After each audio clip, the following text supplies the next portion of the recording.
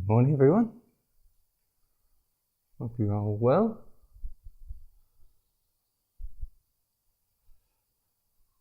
It's day 6 of our retreat.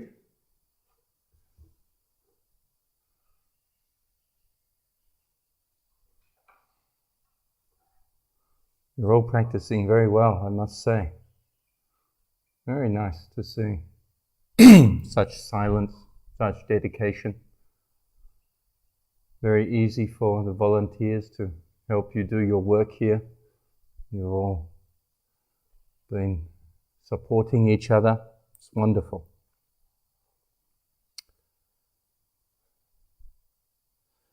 This morning we're going to have a look at some more enlightenment factors. The enlightenment factors, or some bojjhangas, are given to us in the Dhammanupassana, the 4th foundation of mindfulness. Mindfulness or the foundation of mind objects. The foundation of content. Mind content. It's the stuff that arises. Some of the stuff, like the hindrances, need to be let go of. Some of them need to be developed. The enlightenment factors need to be developed. In fact, we don't become enlightened by reading or studying the books, by thinking or wishing. No, it's conditioned. There are certain necessary conditions that we need to put in place for enlightenment to take place.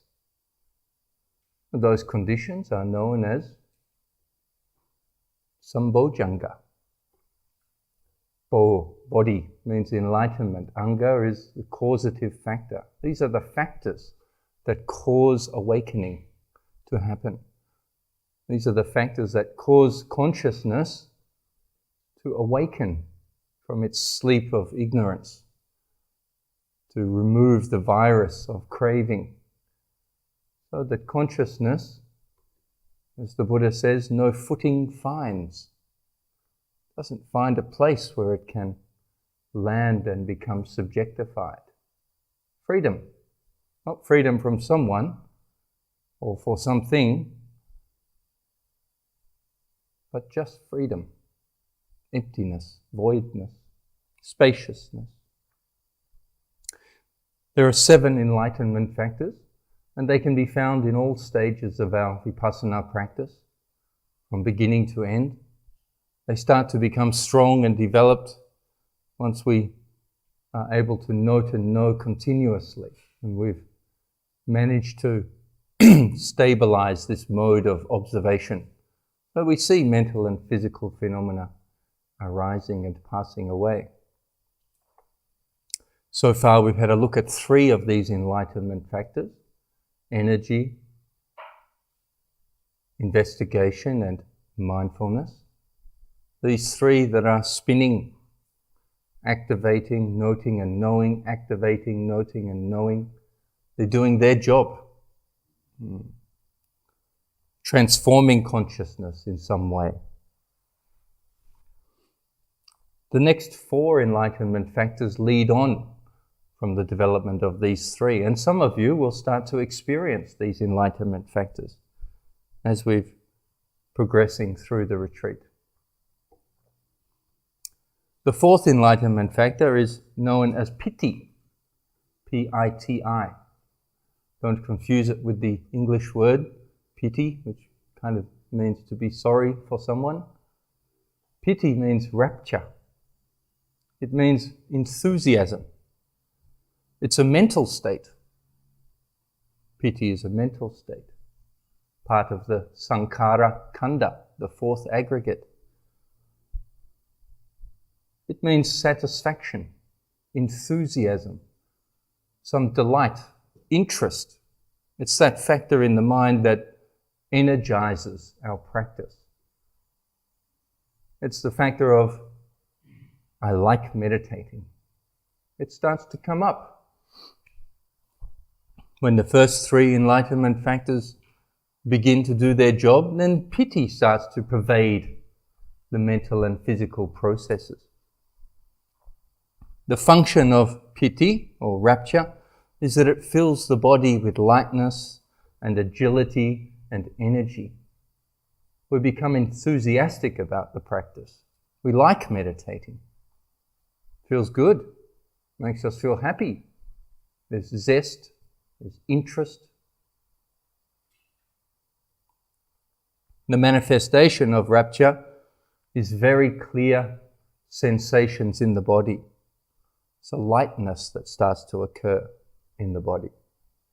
As our meditation develops and the enlightenment factors start to do their job, the coarse and uncomfortable, unpleasant physical sensations that we had to live with at the beginning of our practice start to disappear. And they get replaced by lots of pleasant and comfortable kind of feelings in the body. Excuse me. Things become soft and gentle. Things become smooth and light. You'll know when piti, the mental factor of piti, starts to arise in your meditation because it'll show in physical sensations in your body. And some of you will start to experience this. Sometimes there can be a lightness in the body. Things feel very light. Your hands may lift up a little bit. You feel your body kind of lifting up. There'll be some energy that starts to flow through the body. There'll be some comfortableness. You'll like sitting. Maybe the body will start to rock a little bit. It will start to sway back and forth. As the piti gets stronger, it may start to shake. This is the physical manifestation. Mind and matter always arise together. When the mental factor of rapture arises, it has a physical effect. The body may start to jolt, may start to shake. You may feel some expansion in your body. You may start to feel that, oh, I'm getting bigger. I'm growing. You may feel like you're the biggest person in the room. You start to expand, getting bigger and bigger. Sometimes it's the opposite. It gets very small. There can be lots of different effects of piti. You may feel a little bit off balance. You may feel the body being pulled forward. Or you may feel it being pulled backwards. You think you're going to fall off your chair, fall off your mat. And sometimes the whole body starts to rock and do this kind of thing. Most people are not sleeping.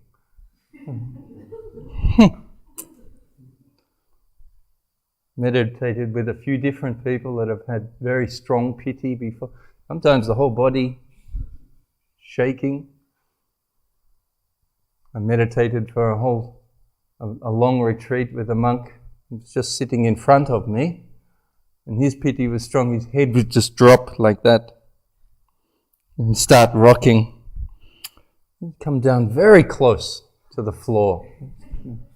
Just almost going to hit, and you just about hit, and then back up again. Back up again. The other monks would stand and look. He's going to hit this time. Bang! But he never did.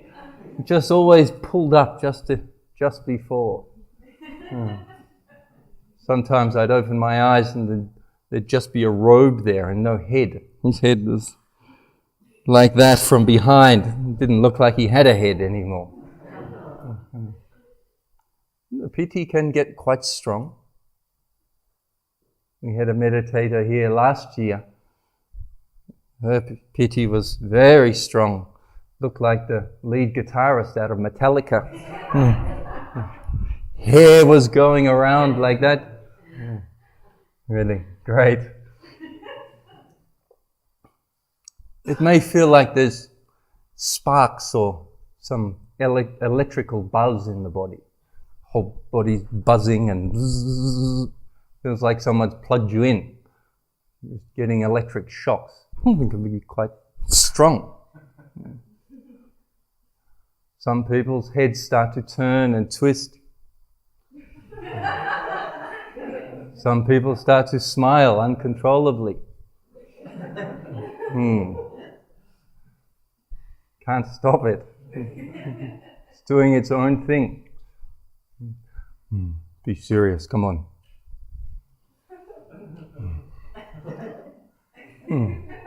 There may be a lightness that starts to flow through your body. Sometimes you start to feel like you're going to levitate. Sometimes the whole body disappears. And you have to open your eyes to make sure you're still alive. Oh, yeah. Whew. Thought I was gone then. Not only in the sitting meditation, in the walking meditation as well. You can be doing the walking meditation and all of a sudden the ground starts to move. If you're on the tiled floor, the patterns start to shake and twist like you're on acid. Maybe things start to shake and shimmer. You can be looking at things and they're sparkling. Things look cleaner, more vivid. Colors are better, sounds are more vivid. Some of the effects that piti starts to have on the mind and body. You feel fantastically comfortable. You can keep sitting for as long as you like until you start thinking about lunch. And you, I better get down there. So it develops as great interest. The development of this piti directly flows on from the development of the first three enlightenment factors. Not only in meditation can this arise though, we can also develop piti when we recollect the Buddha, Dhamma, Sangha. I've had that as well. Coming back to Thailand, coming to visit my teacher after not seeing him for many years. You see him in the distance over there, and then it just starts. The whole body starts shaking. I'm getting closer and closer, lifting my hands up, and then just started crying like a little boy. Sometimes piti can be quite strong. You can get it in the loving kindness meditation as well. Some of you may start crying automatically, feeling great enthusiasm and love. It's the mental factor of piti doing its work. The development of sila, or virtue, is important for the development of piti. We need to have some level of purification for our mental development to continue. We need to be careful about how we act and what we say to others, especially while we're on retreat. Because it's so difficult, that's why we keep you all in silence. So that you can develop your meditation a little more easily. Virtue is the foundation of concentration and wisdom. Don't neglect it. It's an important condition that needs to be in place. Purification of sila. All little things. There's so many little conditions that need to be just lined up for these enlightenment factors to start to flow and develop. The practice of piti has its important role to play. It makes us enthusiastic about the practice. We enjoy it. But eventually the electric buzz of piti also needs to be relinquished. Not the mental factor, but the physical resultance or the physical manifestation of piti. We'll need to note it and know it. If you notice any of these weird and strange phenomena going on, I want you to just note it and be aware of it, that it's going on. Don't get caught up in it. Don't identify with it. Don't sit there and think, oh, it's working, it's happening, it's happening. If you turn your attention to that manifestation, it'll disappear. If you stop producing the conditions, the resultant ceases. We need to continue to put those conditions in place, but we need to note and also the physical manifestations are reduced and start to simmer, start to come down, you'll start to realize that actually the piti is a little bit coarse. It's a little bit disturbing to the practice. It's not so easy to meditate when the whole body's rocking and swaying. So we have to calm that down a little bit. And that's when the fifth enlightenment factor comes into play. The fifth enlightenment factor is known as passaddhi. Passaddhi. Passaddhi means tranquility. Excuse me. Tranquility is a coolness and calmness of the mind. And that also reflects into the body as well. The body becomes still. When tranquility hits the scene, all the other mental factors are tranquilized. Things stop. Things become stable. Things become still. Meditation becomes very, very comfortable. You transition from the nightclub of piti into the orchestra or classical music of tranquility. Things start to calm down, become very comfortable. There's a coolness. There's no restlessness. The mind doesn't wander or not interested in anything external anymore. It settles down to the bottom, sinks down. You'll feel the whole body become still and calm. You'll feel incredibly and fantastically still. It'll feel like you can sit for 2 or 3 hours, no problem at all. There won't be any uncomfortable physical sensations.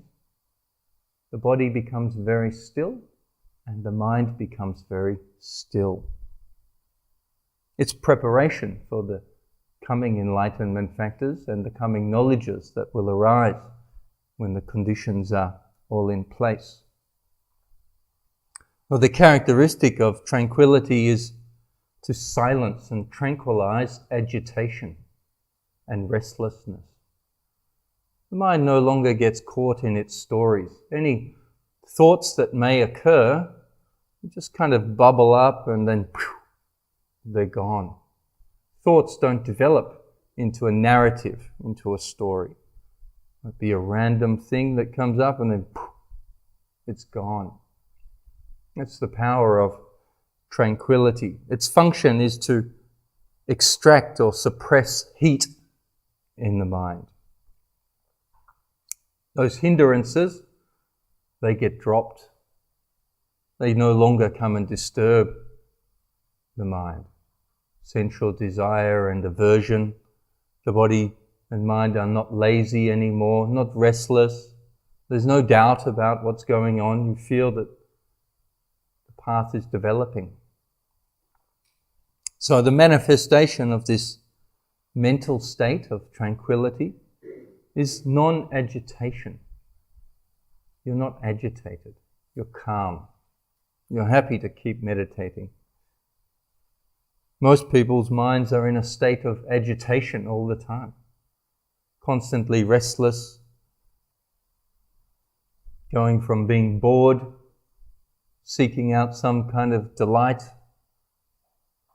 chewing it up, spitting it out, bored again, seeking some delight, satisfying, spitting it out, bored again.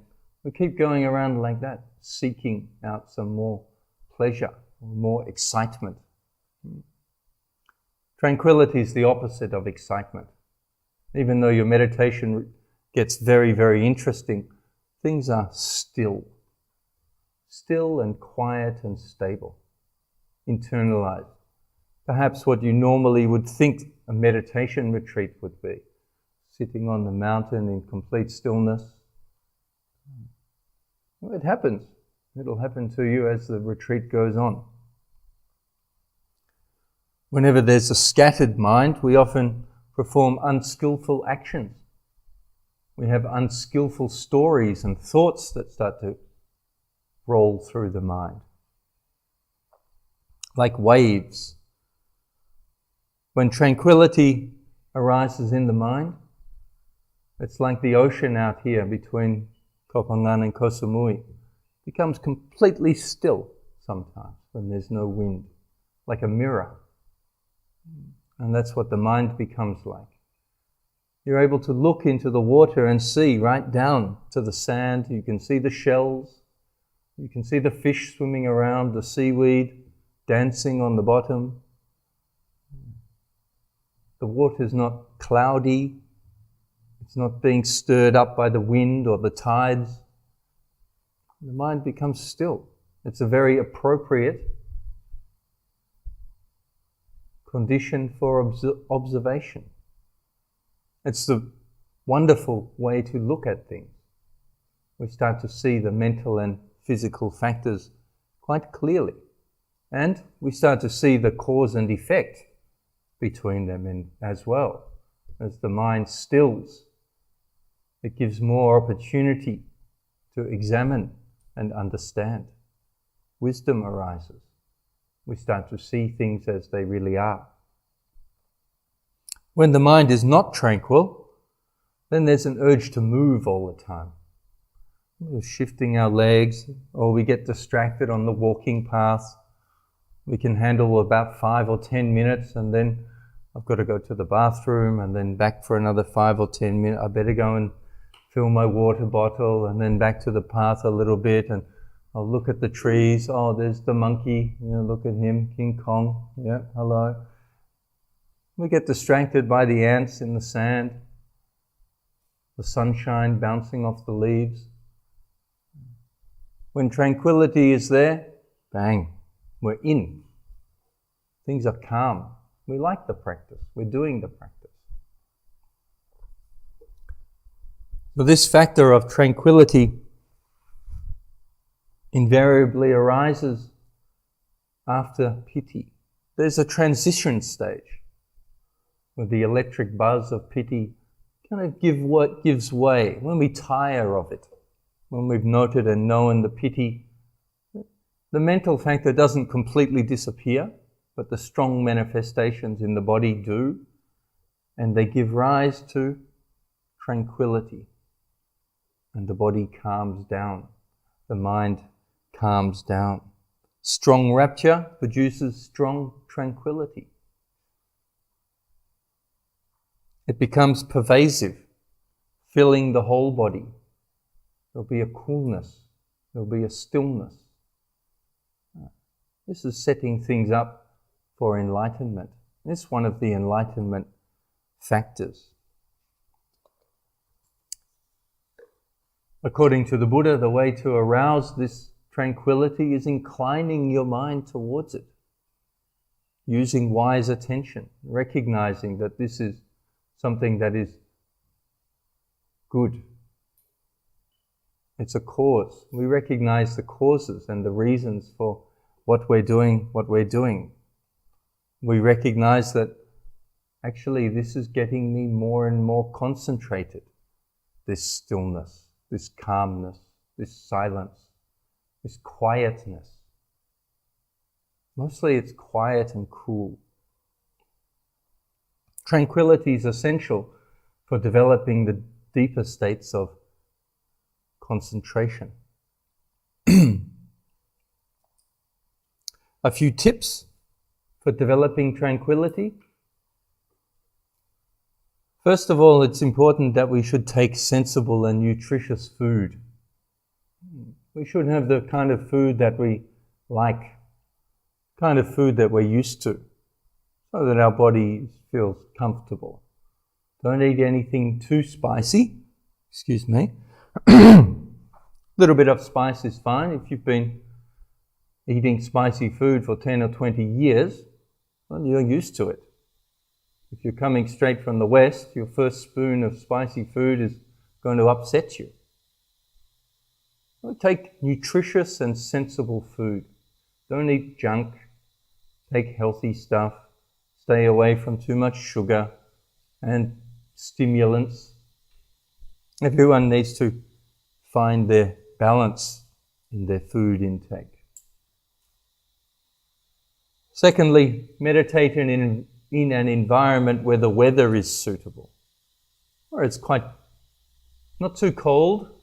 You don't want to be freezing, wrapped in 3 blankets and socks and a beanie. Of course, some countries you have to practice like that.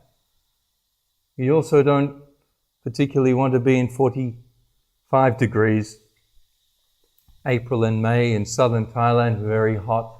You'll be sweating. It's difficult to make the mind tranquil when the body is very, very hot. Here on Koh Phangan, it's quite nice this time of the year. When the rain season is here, the clouds cover up, keep things cool. A little bit of rain is nice. The weather is suitable. Maybe your clothes go moldy, but it's okay. Your mind becomes tranquil. For those of you interested in doing some more meditation, northern Thailand and Burma in the coming months is wonderful. It's cool in the morning. The daytimes are pleasant. In the night it gets a little bit cooler as well. Very suitable for calming and stilling the mind. Thirdly, we should adopt a comfortable posture. We need to learn how to sit. This takes time. Don't rush it. You need to learn how to sit comfortably so you can be stable in one position for at least half an hour, preferably an hour or an hour and a half. Become still. If you can keep the body still, the mind will also become quite still. Practice sitting. People in this part of the world grow up sitting on the floor. It's normal for them to just flop down on the floor. For most of us, it's not. We're used to sitting on the sofa, remote control in hand, leaning back. Practice sitting on the floor sometimes. Have the odd meal sitting on the floor. Read a book when you're sitting on the floor. You don't need to be meditating, but just sit. Like in our yoga exercises, do a few of those that we've been learning this week. Opening the hips and stretching a little bit. Eventually your legs will come down, you'll become comfortable, you'll be able to sit flat. Get yourself a good cushion. Get yourself a comfortable stool. Find some way for your body to become comfortable.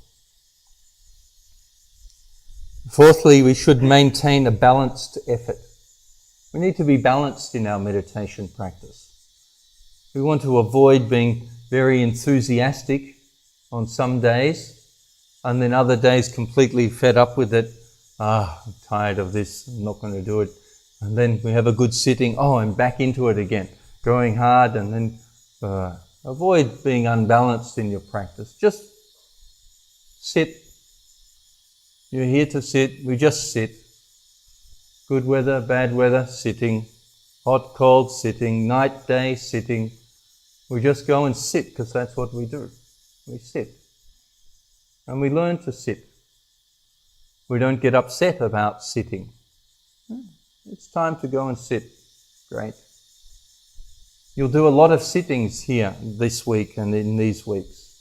Some of them are going to be really good. Some of them are going to be terrible, frustrating. And then there'll be a whole lot in the middle. Nothing's really happening. What am I doing here? It's like that. Don't worry about it. It's fine. You will have some really good sittings, and they're the ones you'll probably remember. They're the ones that make it all worthwhile. When that flash of insight enters the stream of consciousness. When you see things as they really are. Also, you should, while you're trying to do your meditation practice, avoid rough people.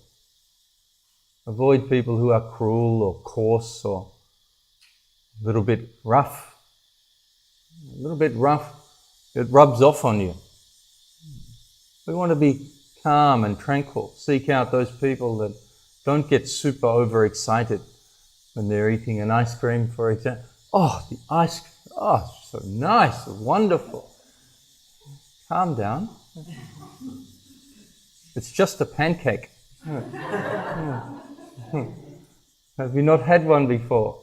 Oh, so like some kind of TV cooking show where the judge is, we just want to be calm. Hang out with calm and relaxed people. Then your daily life will be calm and relaxed, and your meditation will proceed well. Also, incline the mind towards tranquility. When you're developing your meditation practice, when you've taken a few weeks off out of life, a few months off, when you're traveling on a meditation pilgrimage, for example, going from center to center or teacher to teacher, incline the mind continuously towards tranquility. Don't disturb the mind with hours and hours of Facebook or YouTube. Just calm down. No need to get caught up in all the media circus, all the travelers' stories. No need for you to discuss where the best banana pancake in Southeast Asia is. Stay away from that stuff when you're developing your meditation practice. That's the enlightenment factor of tranquility. It arises quite naturally as the mind starts to calm down. When we can finally let go of the electric buzz of pity, when we start to become dispassionate towards the high energy excitement of our meditation, then we start to still, we start to calm down. And that leads on to the sixth enlightenment factor. The sixth enlightenment factor is samadhi, or concentration. Samadhi is that factor of the mind which not only lands on the objects of observation, but really penetrates them, pricks into them more than just mindfulness does. We become right there. Things become very stable. The word concentration can be a little bit misleading. Sometimes we think samadhi should be over-focusing on something, trying to concentrate like we're looking at something continuously. It's more of a stability. We want to become stable. We want to stabilize our viewing platform, stabilize our observation, our awareness and wisdom in the present moment. That's a type of concentration. It's the ability to be able to stay with the continuous flow of mental and physical phenomena. The characteristic of samadhi is non-dispersal. It doesn't go out. It concentrates. It becomes one-pointed. Things start to lean inward, becoming pointed, becoming closer. In our experience of samadhi, things come up close. They become so close that you become one with the object. One-pointed. Ekagata. Eka means one. Gata is the past participle, having gone to oneness. The mind and its object join in to one thing. That separation between the observing and the object kind of disappears. You get right in there and you're stuck in there. The basis for our samadhi, or this enlightenment factor of samadhi, or right samadhi, noble right concentration, is the four foundations of mindfulness. That's the basis of our samadhi. We need to ensure that we're developing our samadhi based on the four foundations. There are many different types of samadhi. Every religious and spiritual tradition, every indigenous tradition has their version of samadhi. You can use lots of different objects. You can have a sound. Continuously paying attention to a sound, an external sound. The mind can become one-pointed. Or visualizing a picture or an image or a color. The mind can become one-pointed. We can also become one-pointed on just maintaining an idea. So there are many different types of samadhi, and we're not going to go into all these different types of samadhi. The one we're interested in is samma samadhi, the samadhi which develops with the basis in the four foundations of mindfulness. Noble right concentration, or samma samadhi, develops when the other 7 path factors are in place. Right view, right intention, right speech, right action, right livelihood, right effort, right mindfulness. These are the supports and requisites for noble right concentration, the concentration of the Noble Eightfold Path. And we'll talk about that more in another day. This type of concentration leads us to seeing things as they really are. Vipassana practice is aimed towards the development of wisdom. The one-pointedness of mind is enough to tranquilize and calm down and temporarily remove the 5 hindrances that stir up our experience. Once those 5 hindrances out of the way, the mind concentrates, stabilizes, and we start to see things as they really are. We understand the nature of mind, the nature of matter, the nature of cause, and the nature of effect. We see things arising. We see things passing. All these qualities of the mental and physical phenomena become clear to us. When our concentration gets just a little more deeper, then we break through and we see the general characteristics of all that material, anicca, dukkha, anatta. And then real vipassana insight starts to arise. Make effort to direct the mind, sustain the mind, directing it to the present moment. That's the only place where we can see things as they really are. Internalizing our present moment awareness. Directing our attention to the various objects, especially the rise, fall, sitting, touching, our main objects, our primary object. That's where we can develop our samadhi, by paying attention to the main objects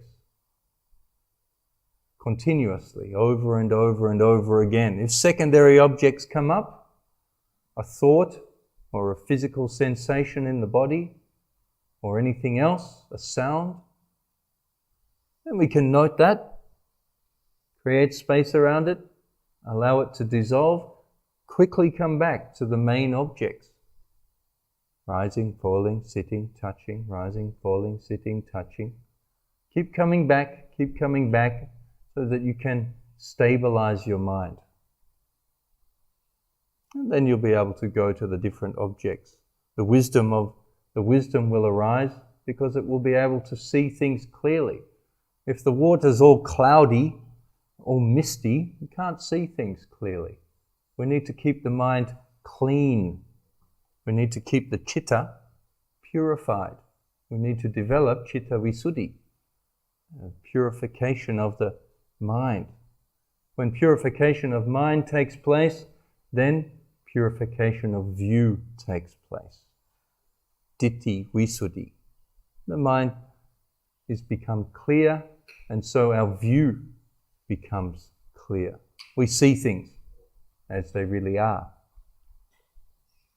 The concentrated mind becomes more and more still and more quiet and more peaceful. Concentration is the proximate cause for the arising of wisdom. We said yesterday or the day before, we need to be content in the present moment. We need to be happy. Contentment causes happiness. Happiness causes concentration. Concentration causes wisdom. If you want to know and understand how things really are, you need to become content with how things really are. You need to be content with them before you see them. If you're not happy with what's going on, you'll never understand what's going on. You need to calm down and still the mind. Stop trying to make things how you want them to be. There's no point trying to make things how you want them to be and then looking at them. That's not seeing nature, that's seeing a construction. That's seeing what you want to see. We want to see nature as it's naturally unfolding. The Buddha tells us that continuous wise attention aimed towards development of concentration is the cause of concentration. Incline the mind towards one-pointedness. Be strict with yourself. There's discipline needed here. The Buddha gave a vast amount of disciplinary rules to the monks and the nuns. It wasn't because he wanted to control them. It's because he knew that by disciplining and cutting out certain behaviors and activities, that the mind turns inward. If you can't go to the village and you can't hang out with women and you can't do this and you can't do that and you can't eat afternoon and you can't do all these different things, what else are you going to do? Just meditate and sweeping.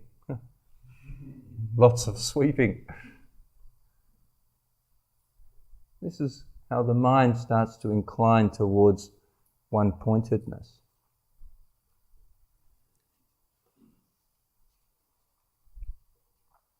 As we incline in this way, concentration starts to develop. The hindrances are removed. And we start to develop what is known as the jhanas.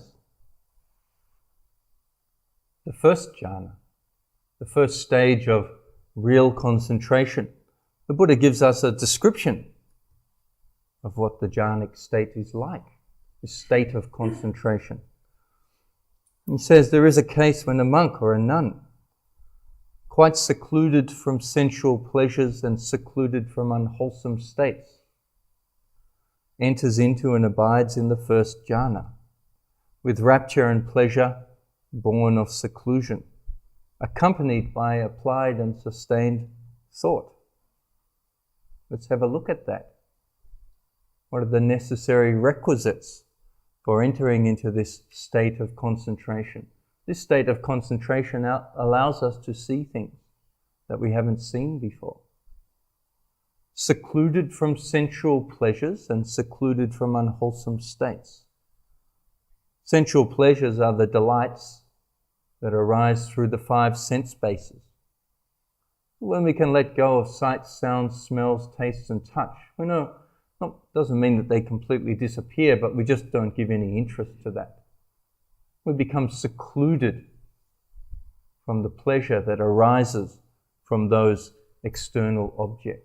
Quite secluded from sensual pleasures and secluded from unwholesome states. That's the 5 hindrances. When we've managed to let go of those 5 hindrances that arise through the mind door, the 6th sense base. So we're secluded from the nonsense. We enter and abide in the first jhana, which has rapture, piti, we just talked about, pleasure, which is some happiness, some pleasant feeling is there, rapture and pleasure born of seclusion. Just being secluded from sensual pleasures and secluded from the hindrances itself is quite rapturous and quite pleasant.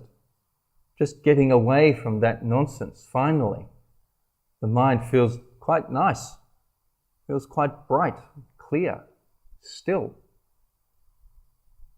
in the first jhana, there's still some thoughts going on. There's still some evaluations or sustained things. We use these, such as bringing our attention to the objects that are arising and passing away. We still use some thought in this first jhana. We still have to direct our attention to the present and to the objects. Even though we're secluded from things, we're still directing, and we still have to sustain ourselves. In Pali, this is known as vitakka and vichara, applied and sustained thought, direction and evaluation of things. When we can do this, the mind calms down. The Buddha gives us some instructions what to do with this state of mind when we're letting go. Always remember that these states of concentration are states of letting go. From the busy, busy world that we live in, the objects of the sense doors arising and passing away, and all the thoughts and nonsense in our mind, opinions and views, past and future, we're secluded from them. We're letting them go. We're being relinquished and released from them. And there's just directing our attention to the present and the objects. There's some rapture. We feel interested and enthusiastic about this practice. There's some happiness going on. The Buddha tells us what to do then. He says, he permeates, pervades, suffuses and fills this very body with the rapture and pleasure born of seclusion, so that there is nothing of his entire body unpervaded by the rapture and pleasure born of seclusion. So we fill the body. When these experiences start to arise, we direct it inward, filling it out with the rapture and the pleasure, the happiness. When these things start to arise, don't just sit there enjoying it and getting excited and thinking, oh, I can do it, I can do it. Start to fill the body with it, permeate, pervade, suffuse and fill. Those words are very descriptive. They've lasted for 2,600 years, passed down through 100 generations. They're direct instructions from the Blessed One. Permeate, pervade, suffuse and fill this very body. And he gives us a simile. Just as if a skilled bathman or a bathman's apprentice would pour bath powder into a bowl and knead it together, sprinkling it again and again with just a little bit of water, so that that ball of washing powder becomes saturated and moist, and yet it would not drip. You don't want to put too much water onto the powder. It just seeps through your fingers. But we don't want it to be just powder either. It's just a little bit of water. Just sprinkle it so you can make it into a ball. So that ball, that powder becomes permeated, pervaded, suffused and filled with water. That's how we need to turn our body and mind into. So that there is nothing of our entire body unpervaded by the rapture and pleasure born of seclusion. As we do this, we enter the first jhana.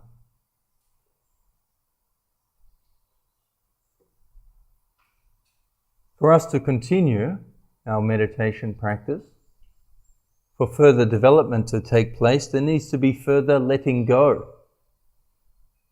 Some things in our meditation will start to appear after a while to be disturbing. Primarily, the initial and sustained thought, the direction and the application. It will seem that trying to send the mind to the objects and stay with the objects will be a little bit tiresome. It takes energy and a little bit too much effort. As we start to stabilize and calm down, we can discard this attempt to direct and sustain. Naturally, it starts to drop off. This is the next stage of letting go. The Buddha gives us a description of the second jhana. Furthermore, with the stilling of directed thought and evaluation, he enters into and abides in the second jhana, which has rapture and pleasure born of concentration, the unification of mind. In the first jhana, the rapture and pleasure are born of seclusion. In the second jhana, the rapture and pleasure are born of samadhi. The second jhana, we really start to experience that unification of mind, that stillness, that calmness.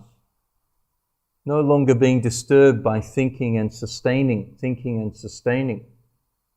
The mind settles down, is able to stay in this mode of observation. Awareness and wisdom are doing their thing, and the samadhi is stilling the whole process, making things stop up to this point. There's an awareness that is free from directed and sustained evaluation, an internal assurance. That means you become confident. There's an internal confidence. This is the way, this is the path. He permeates, pervades, suffuses and fills this very body with the rapture and pleasure born of concentration. Nothing of his entire body unpervaded by the rapture and pleasure born of concentration. So the initial directed application and the sustained evaluation get dropped. And when we can drop them, we enter into the next state of concentration. Stiller, calmer, more pleasant, more useful in our search for understanding, in our search of seeing things as they really are.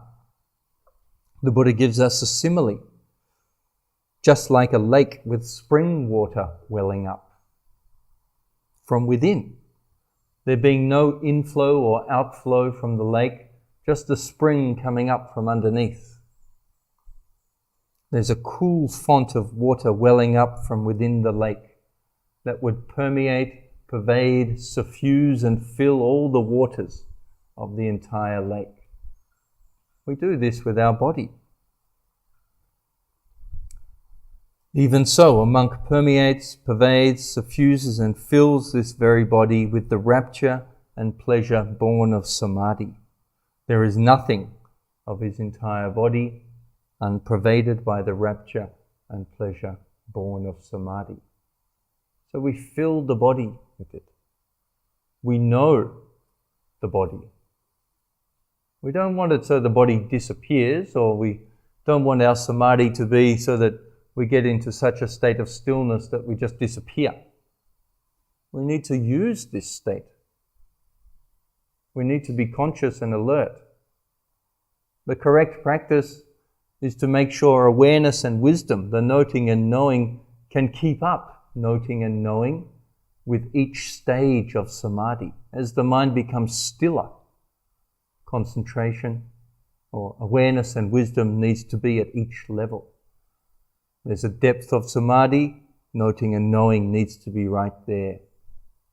That's the 5 faculties are developing and balancing each other. If concentration gets too strong and mindfulness and wisdom can't keep up, we just drop into a stillness. The mind falls down a well, sits at the bottom of the well. Very pleasant, very still, very quiet. Not much more. You can drop into that type of meditation and stay there. Do it for 10 minutes a day and have a nice day. Nice. Also useful in other aspects of life as well. Making us calm, making us cool. If you're doing any studies, it's also useful to make the mind one-pointed. But if we're to penetrate and understand the nature of mind and body and be released from it, then we'll need to develop our awareness and wisdom alongside these states of concentration. The Noble Eightfold Path is developed as a group. And that's how the second jhana starts to appear in our practice. So the enlightenment factor of samadhi is the 6th enlightenment factor. Tomorrow we'll have a look at the 7th enlightenment factor. The 7th enlightenment factor is upekkha, or equanimity. Equanimity plays an important role in the 3rd and the 4th stages of concentration. And we'll see how these enlightenment factors, as they're being developed in our practical meditation exercises, start to develop these states of concentration. We'll see that these states of concentration are just a roadmap for what's actually happening in our experience of the development of these enlightenment factors. And there are other roadmaps that we can use as well to kind of judge the development of these enlightenment factors. We can look at it from points of view of samadhi. We can look at it from points of view of insight knowledges that start to arise. And we may do that in the coming weeks. For the moment, it's time for our walking meditation. So we'll continue with that. Please practice consistently and continuously. If you'd like to, we can start to increase our walking a little bit. Some of you may like to start to do a 6-stage walking meditation if you'd like. The 6-stage walking meditation: lifting, raising, moving, dropping, touching, pressing. 6 stages instead of the 4 that we're doing. I'll give you a little demonstration if you like. In the 6-stage walking meditation, like this: lifting, raising, moving, dropping, touching, pressing. Lifting, raising, moving, dropping, touching, pressing. Try to put the intention in there before each of these stages. See which different parts of the foot and the leg are being activated as we do this. When you lift the heel, what's the primary movement? Lifting, and then raising, and then moving, and then dropping, and then touching, and then placing. Lifting, raising, moving, up, up, up, dropping, touching, pressing, down, down, down. Lifting, raising, moving, dropping, touching, pressing. You can say it in your own language if you like. And we can go around like this. I suggest that you build up to it. If you're doing 45 minutes walking meditation, you may want to spend the first 5 minutes just doing 1 or 2 or 3 steps, a little bit faster. Get into a rhythm: lifting, moving, placing, lifting, moving, placing, lifting, moving, placing, lifting, moving, placing. And then another 10 minutes of lifting, raising, moving, placing. Lifting, raising, moving, placing. Lifting. And then you can spend the final 20 minutes or half an hour on the 6 stages. So do it gradually. Keep yourself interested. Put the intention into each stage as well. Try to make sure that each stage of the walking has a gap between. Each stage begins and ends. Lifting begins and ends. Raising begins and ends. Moving begins and ends. Placing begins and ends. Make sure you notice the end. It's important to see things passing away. That's what we're here to do. We see things arising, we see things passing. We're directing our attention to this particular aspect or particular characteristic of mental and physical phenomena. We want to see not just the foot going through its movements, but we want to see it, the arising and passing, arising and passing, arising and passing. Incline your mind to look at this part of reality. You can look at the hand and there's many different things we can notice about it. Try to look at the arising and passing aspect of the experiences that you're going through.